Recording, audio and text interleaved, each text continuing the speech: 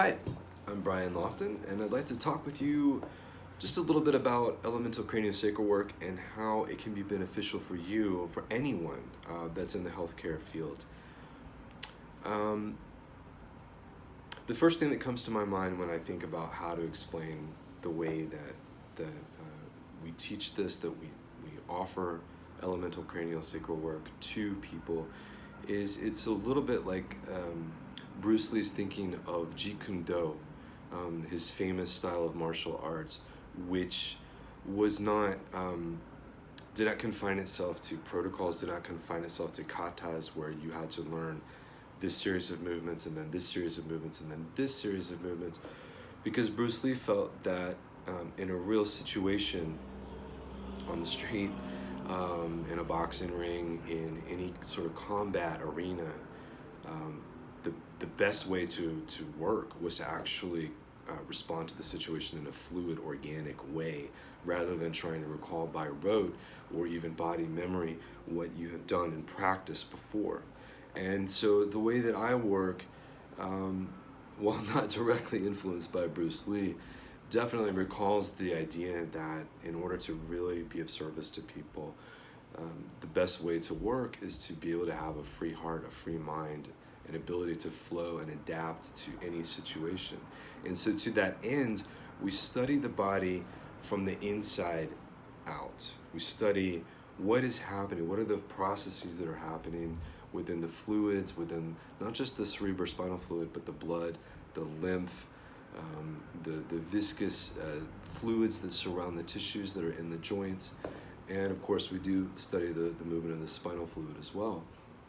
But we depart from ideas that are in books such as Gray's Anatomy or many anatomy books like Time or Netter, where you have these images that are lovely, beautiful images, but are really just a record of one person in time.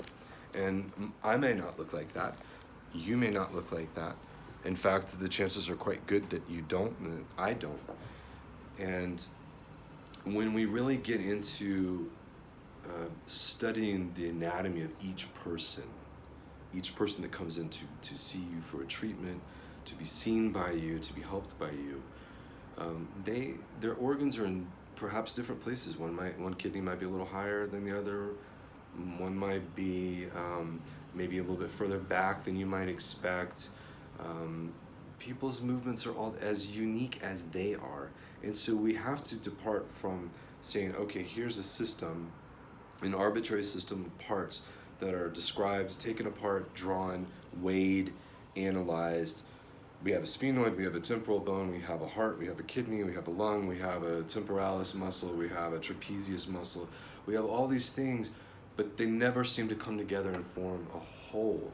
And so that's what the elemental craniosacral work really seeks to do, is to truly view the body not just as the sum of its parts, but as the sum of parts all around us, the entire environment, how it influences us. And by that I don't mean people, although that surely plays a part sometimes, but the elemental forces that are around us in the natural world that still speak through the concrete, through the asphalt, through the buildings, that inform our belief systems, that inform our thinking, that inform our visceral response to the stressors from honking horns, from planes that pass overhead, from things.